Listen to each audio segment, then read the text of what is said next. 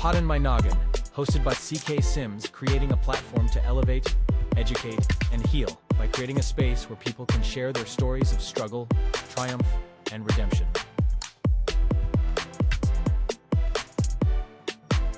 CKS Media. Hello everyone, and welcome back to another episode of Pod in My Noggin. I'm your host, CK Sims, and this week we are joined by someone with quite the story, Lindsay Stadel. Welcome to the show. Thank you for having me. I'm excited to be here. I'm excited to have this conversation with you.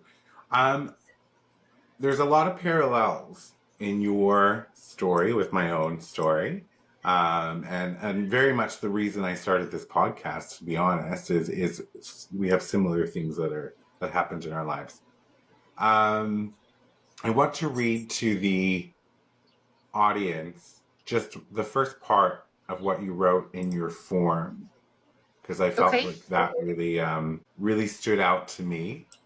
And that went as, I thought the night I jumped out of that truck trying to end my life would be the end, but it became the beginning of everything. So take us back to before this evening. Who was Lindsay? Well, before that, I was a wife, a mother. I had 2 kids, living a life that I thought that I wanted. But unfortunately, there was a lot of verbal and emotional abuse going on that I didn't really recognize until I met my best friend, who is now my husband. I had joined the local fire department and was loving the fact that I was doing something for the community, but my husband at the time was not happy with what I was doing. And with the help of my best friend helping me realize that I deserved better than what I was getting, we divorced, and I moved out. That brings us to the fall of 2016 when that happened. And by the time I jumped out of the truck, I was seeing 2 men kind of at the same time. My best friend, now husband, and then another gentleman. This other gentleman was verbally, emotionally, physically, financially, every single kind of abuse that is out there. Not just himself, though. His daughter was abusive as well to me and to my young son. And I didn't think I deserved any better. So I stayed, even though my daughter kept telling me that I needed to get away from him. My best friend kept telling me I needed to get away from him. And then once I decided that I was ready to get away, I realized I was in a gigantic web of lies. I was cheating, I was stealing, I was doing anything and everything I could to cover up what had been going on. And so the night that this happened, my best friend and I were driving around country roads, listening to music. We had a few drinks, and all of a sudden something switched in my brain. Everything went dark. Everything said, your kids are going to be better off without you. Your family's going to be better off without you. And so in that instant, I decided to open the door, and I jumped. Wow. Had there been SI before, or was this the first for you? Attempt? Well, even just like the ideation of suicide, right? Like to think about it, or that sort of thing.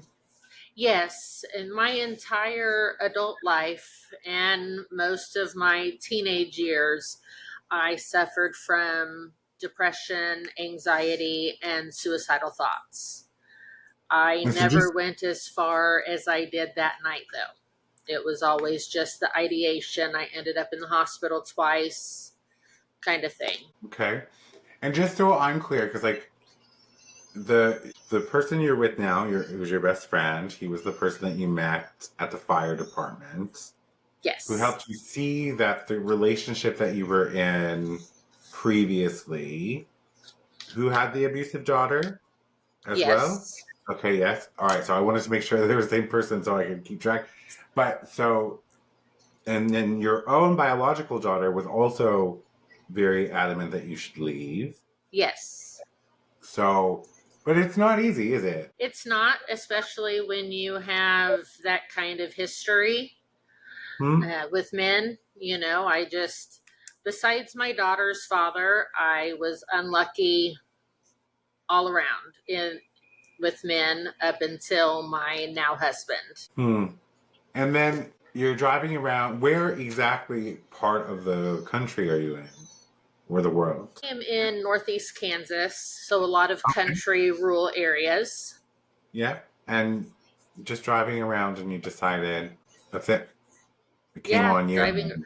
Exactly. I just decided that I didn't want to be here anymore. And without thinking about my kids, without thinking about my family, really without thinking of what I was doing, I opened the door and jumped. Do you feel that you get judgment for making that decision? In the beginning, yes. I live in a small community. There's, I don't know, maybe 500 people, if that. And so in the very beginning, yes, there was a lot of rumors. There was a lot of judgment. There was a lot of stares, people staring out of the corner of their eye, whispering behind my back and in front of my face. And my husband and I both, we were getting all the rumors because at the time, I was dating both of these men. So it was very hard. My husband didn't know if I was alive or dead for 2 days Mhm. after I was taken to the hospital. And so, of course, he had to deal with that as well. And then after we realized, I mean, I've got a lifelong disability because of my decision to jump that night. And I'm always in pain, and you can pretty much always see it. Well, you can always see the decision that I made on my face because I've got scars. And I don't know, it was after I got out of I committed myself through the intervention from my family. I went to a mental health facility for a week. And when I came out, I was a completely different person. And I had to decide that I wasn't going to let these people judge me any longer. And so I held my head high and I walked through town like I owned the place.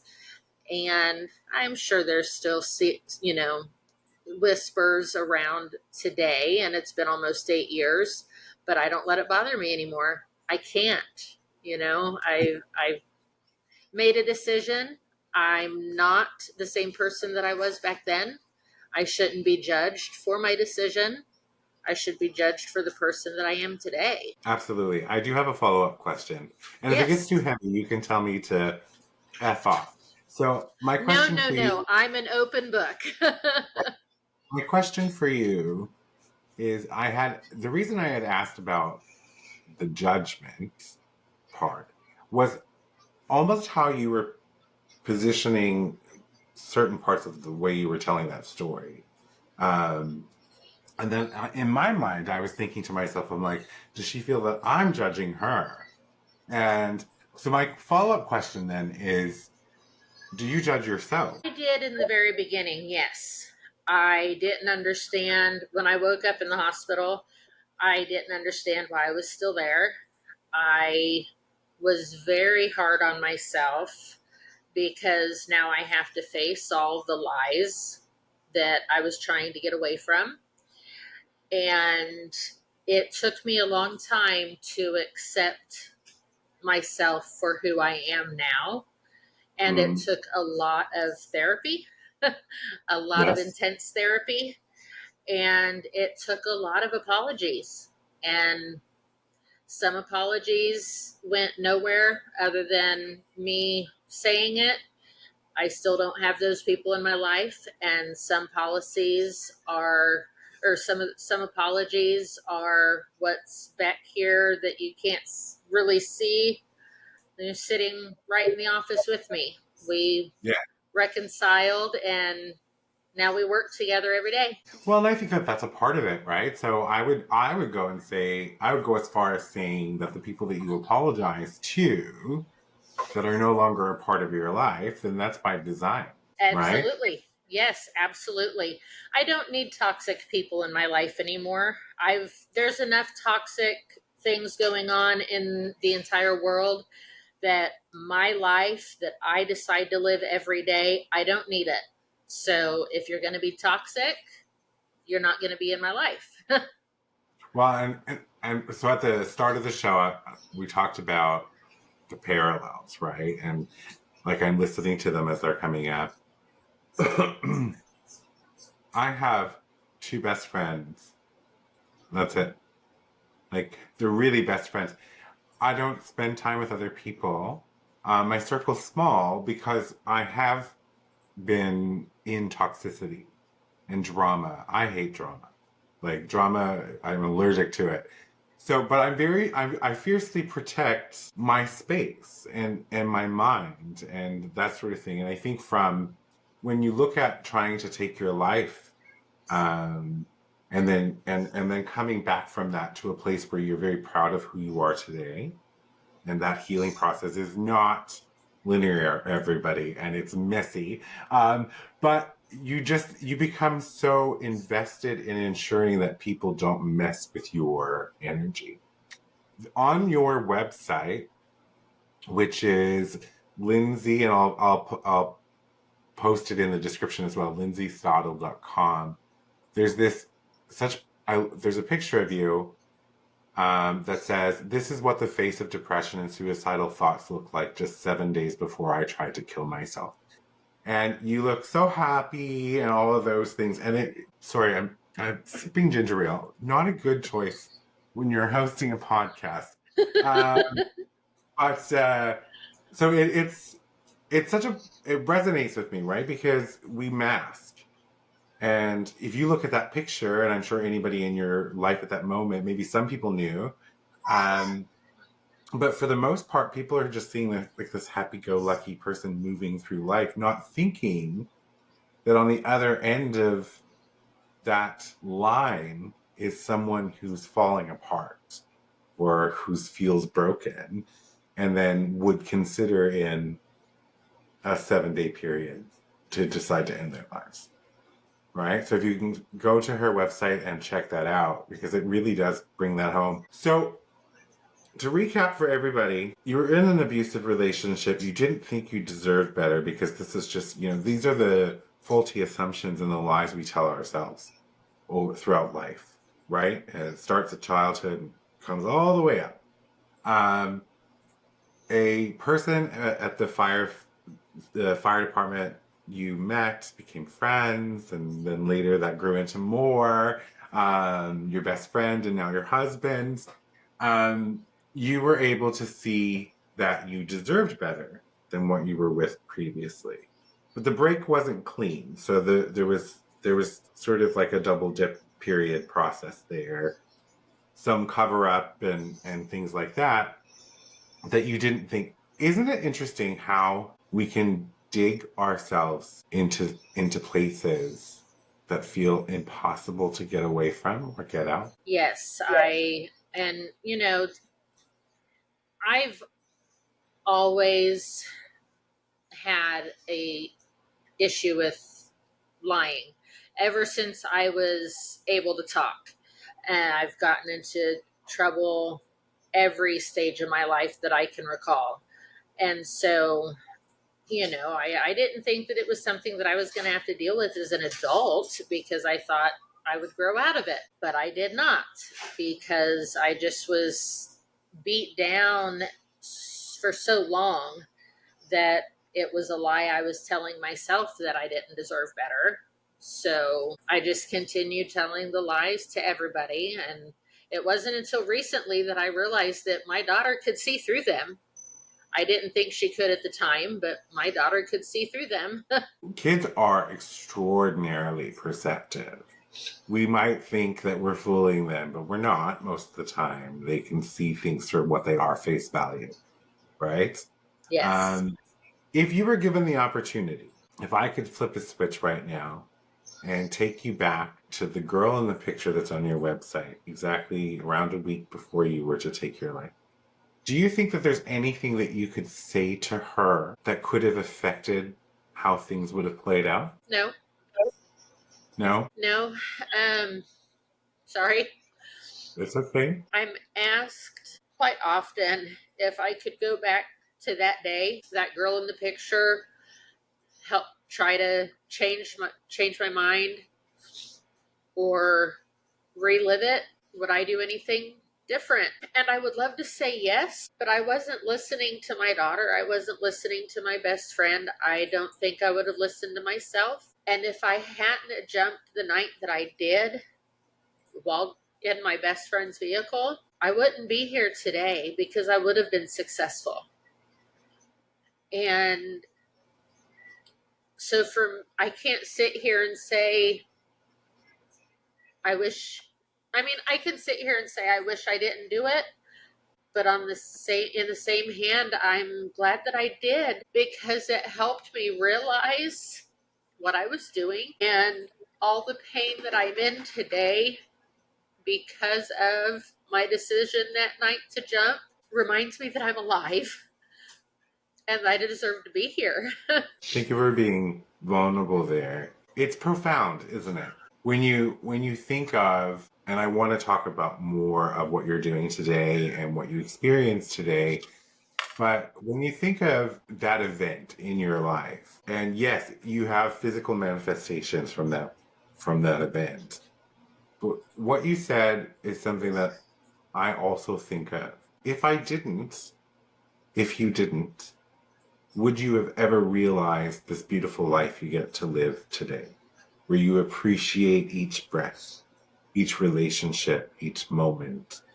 And I ask the question because I'm genuinely curious what other people think about those moments. But I agree to an extent, right? That sometimes those hard things, those moments have to happen to flip us to be able to see and appreciate what it is we have, right? We're going to take a quick break and we'll be right back.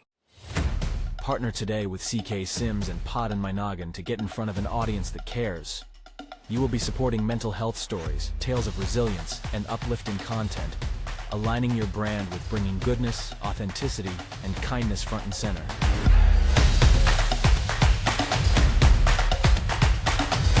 This spot could be yours.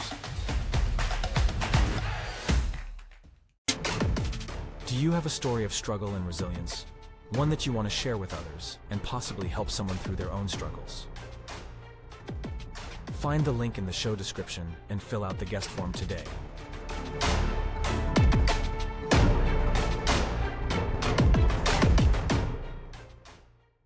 Welcome back, everybody. Before the break, we have been talking to Lindsay Stadel.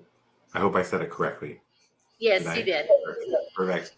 And Lindsay has been telling us about the night that she tried to take her life, and probably would have been successful, as you had mentioned, had it not been with your friend, right?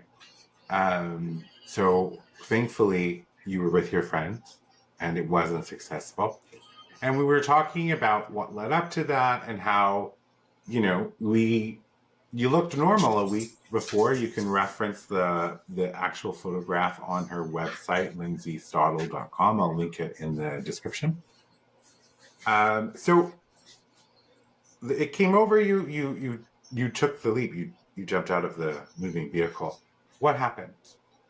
What is your memories there? I don't remember anything for about a half an hour before I jumped until a day after I jumped. Yeah. We were drinking as we normally did, riding around country roads, singing to the music. And I think because of the mental state I was in, the alcohol did not sit properly with me that night. And also because I think my brain is still to this day, 8 years later, protecting me from what all happened. So I don't remember hardly anything. I I remember the darkness. I remember opening, like reaching for the door handle and opening the door. I remember screaming. I remember waking up once when I was in the helicopter because I had to be life flighted. That's how serious it was. And then I don't remember anything else until after I had already been through surgery, and my mom and one of my sisters was at the hospital right after I came out of surgery. But even then, I don't remember much. I remember a small conversation with them, but then it was at least 24 hours after my decision before I actually came to and can recall what all happened from there. Wow. And what are the what happened? So in the moment, I'm sure you had a whole bunch of complications from this experience. So you had to go through surgery, that sort of thing. What were you had mentioned earlier that your now husband was on shore for approximately 2 days of if you were going to live or not. What were the primary concerns from that? Well, I had a traumatic brain injury, Mhm. and um, the left side of my forehead, from about the middle of my forehead, right along my hairline, all the way down to right next to my left eyeball, about where my temple is. Um, I'd landed on my face, and that was ripped. Oh, my skin was ripped away from my skull. So I had that traumatic brain injury from that. I also, my arm was just limp. They could not get my arm to move, and so they didn't know what happened there. Of course, there were bumps and bruises, scrapes all over the rest of my body, but the main concerns were what's wrong with her left arm and how traumatic what is the brain injury, how extensive is the brain injury. When you came out, were you able to talk and all of that sort of thing? You had those sort of abilities? I was able to talk, yes. There was a lot that I could not. It's not that I couldn't recall things, I could not recall what they were called. I couldn't remember names of things. I couldn't remember, different. Um, and even now, I kid myself. Oh, I still have it because I can't remember things. But I can't remember what things are called and what I need to verbalize to say what I'm needing, or what happened. I can't Yeah. remember words. I can't remember colors. And it was so 2.5 to 3 years before all of the brain injury seemed to have healed itself. And I mean, Mm. now I still can't recall things, but I attribute that to age, and Yeah, 'cause I call that a Tuesday, right? It's for me. I have these moments where I'm like, uh, "Can you pass me?" And what I'm asking for is a fork, but don't get me to try and say it because I can't recall what I'm trying to do. And the gentleman that just came in, is that the husband? This one right here is. All right, that's the husband. What? You can't see your face. This is my husband. This is Tim. Hello. The gentleman that was in here right before is our oldest son, Eric. Nice, very nice. You got my chair. So now you said 9 years maybe later? Almost 8. Yeah, Almost 8. it'll be Yes. 8 years on the 24th of September. Okay. You have mentioned a couple of times that you have pain and lasting effects from this particular injury. What is that like? What are you experiencing today? Well, the injury itself is specifically called a brachial plexus injury, or BPI for short. And what happened is when I landed, my head twisted in such force that my nerves were ripped completely out of my spinal column, not just stretched, but ripped completely out. And because of that, there's no fixing it. You can't reattach those nerves. So I've had a lot of surgery to try to reroute nerves. Like I had a nerve detached from my chest bone, rerouted up through my shoulder, trying to get some movement, trying to get those nerves to connect, grow together basically, and hopefully regain some movement, which I do have some. But the brachial plexus itself is a complex web of nerves that my hand will always be a fist or a claw. I have no control over my wrist. I have little control over my elbow, and I have some control over my shoulder, but I am in excruciating pain all day, every day. So the decision that I made that night, I don't ever get to forget about it. I don't ever get to put it out of my mind or try to even pretend it didn't happen, because I've got the scars on my face to remind myself, and I've got the constant all day, every single second of the day nerve pain. Sometimes it's a little dull, but in times like this, it gets very extreme.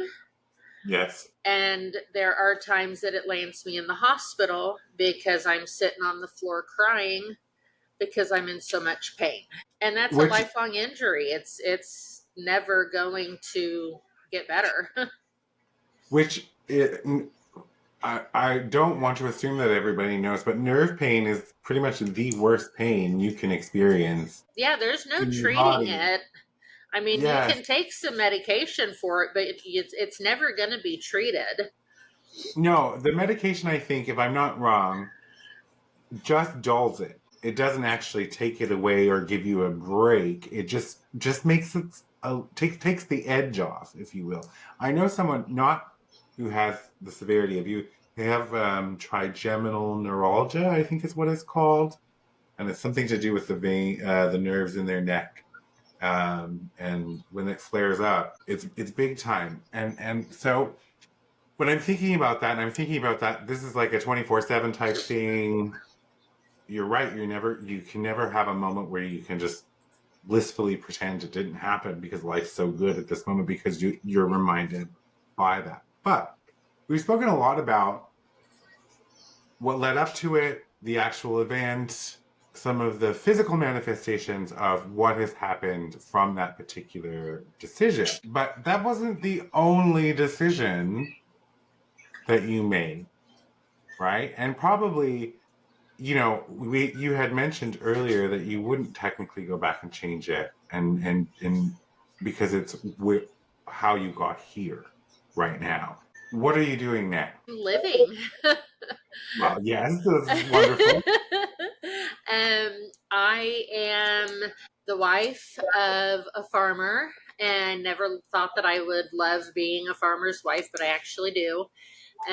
We have 4 businesses that we run out of this office. All 4 of our kids we have working for us, or the youngest one still lives with us.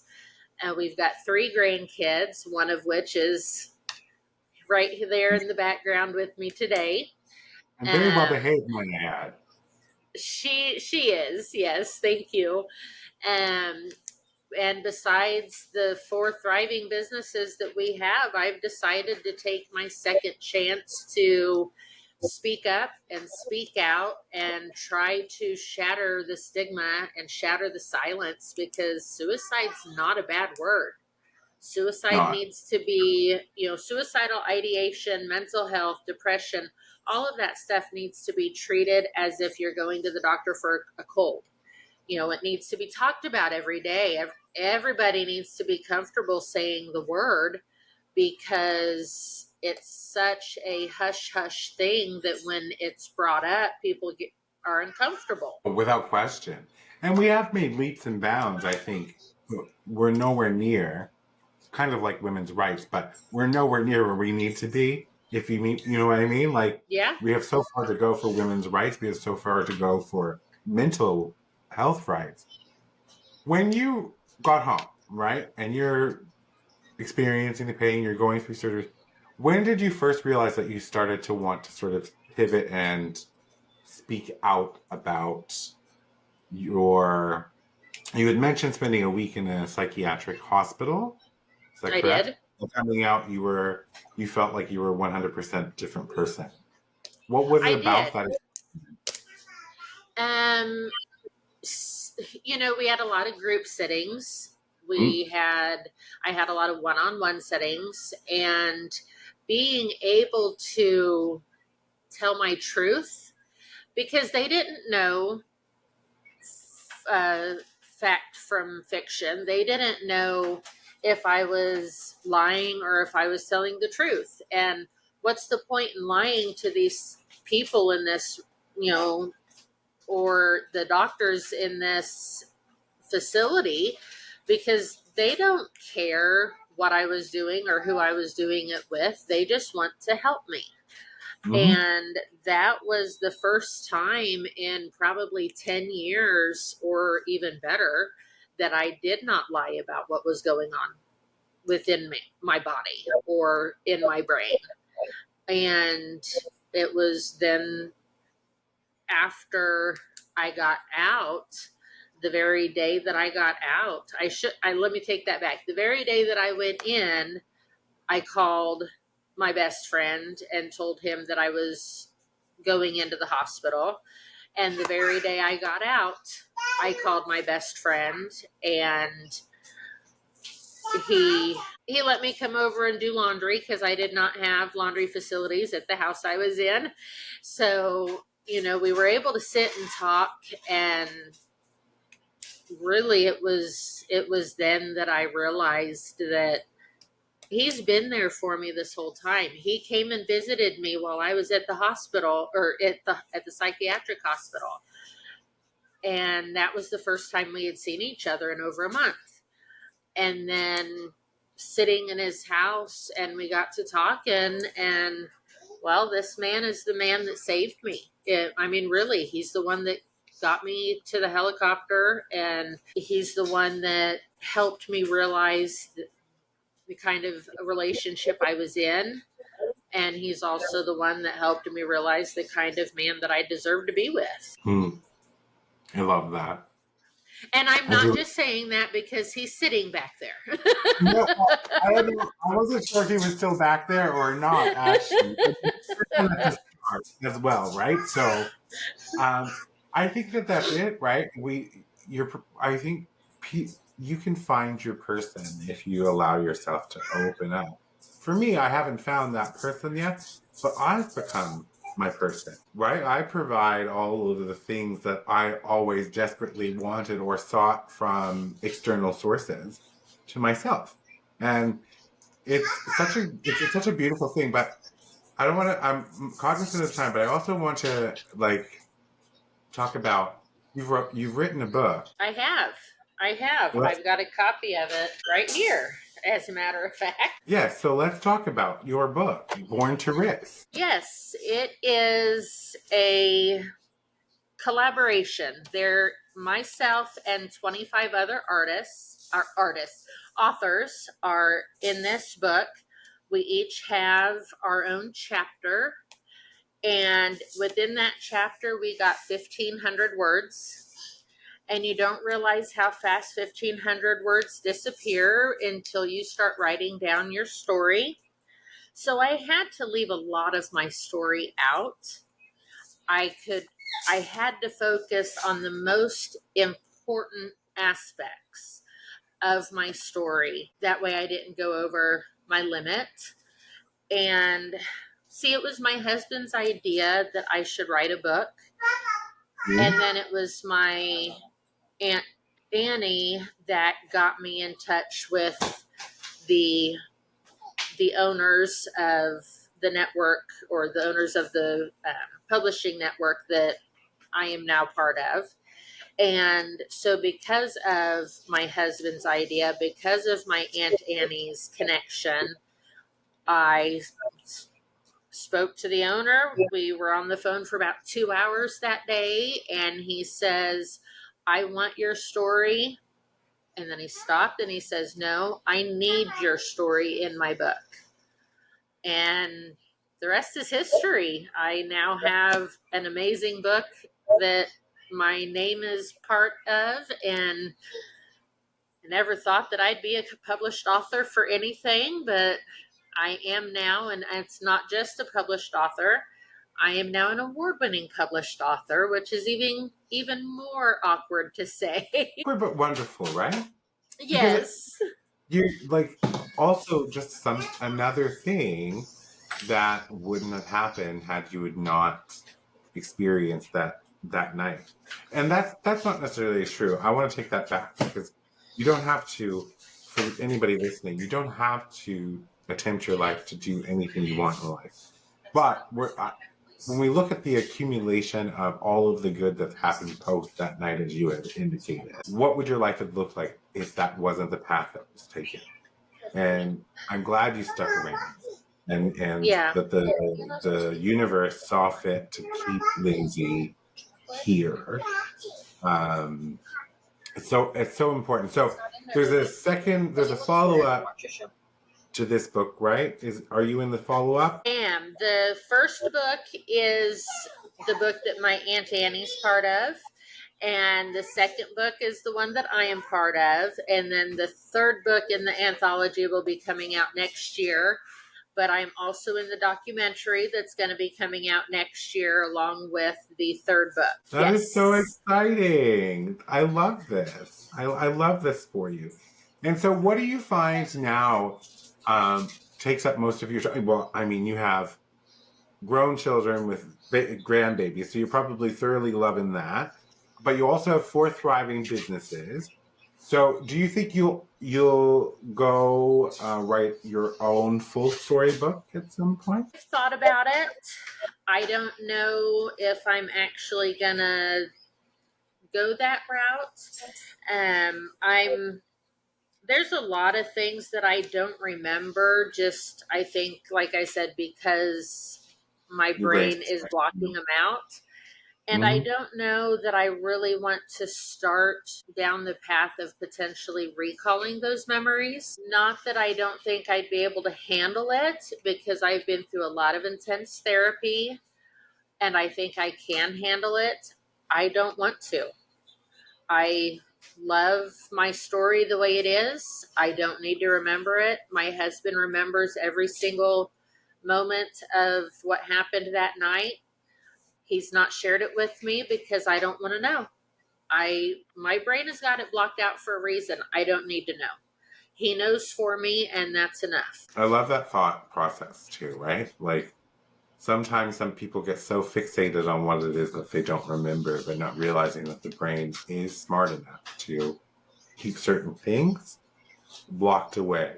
And what other things are you doing to get the word out there? Like, I mean, although writing books and being on a documentary are pretty big deals, are any other sort of like initiatives or things that you're sort of focused on to get the word out about public health, mental health? I've gone on several other people's shows, just like yours right now, and I've met with a lady who's somewhat local. She's about 60 miles away from where I'm at, that has a program for adolescents going through similar mental health struggles that I was going through. And I'm going to start becoming, involved in that. She has asked me if I would be interested in sitting on the board. So I might be doing that once I get to, know what's going on there, where I'm going to be at the next board meeting. And I'm trying to get into the local schools during, it's not going to happen, unfortunately, this year, probably, but during the suicide awareness month, trying to get into the schools and be able to speak with kids about mental health and awareness. I by no means am a licensed doctor, therapist, anything like that, but I've got lived experience, and I think that there is a lot of authority in that. And sometimes I think lived experience can be a little more authority than an actual doctor, because they don't know what is going on in your mind. Only you know what's going on. Yes. I think the art of telling your story is far more healing than a prescription pad sometimes. Do you know what I mean? It's that seeing themselves in your story and seeing how you have taken the worst of the worst, essentially, from that decision that night and built something incredibly beautiful. Talking about all the things that you were experienced before that might help them decide not to take that path. Like there is such power in that personal connection when you're sharing it with people. Well, Lindsay, it has been an absolute joy and pleasure having you here to talk about your experiences in your life. If I didn't know better, I would say that you were a seasoned podcast guest with great presence and incredible storytelling abilities. So kudos to you for that. Thank you. Thank you for putting yourself out there in the Born to Risk books and opening yourself up to such gifts to be able to share your story. And I wish you absolute, but nothing but the best as you continue on in life. Thank you so much for being here. Thank you. I have really enjoyed getting to know you and being part of your show. It was a pleasure. All mine, all mine. For everyone else out there, thanks for tuning in again. And until next time, get out there and live your wildest dreams. For media and sponsorship inquiries, email info@cksims.com or visit cksims.com and fill out the contact form. Be sure to subscribe so you don't miss an episode. A new episode airs every Saturday. CKS Media.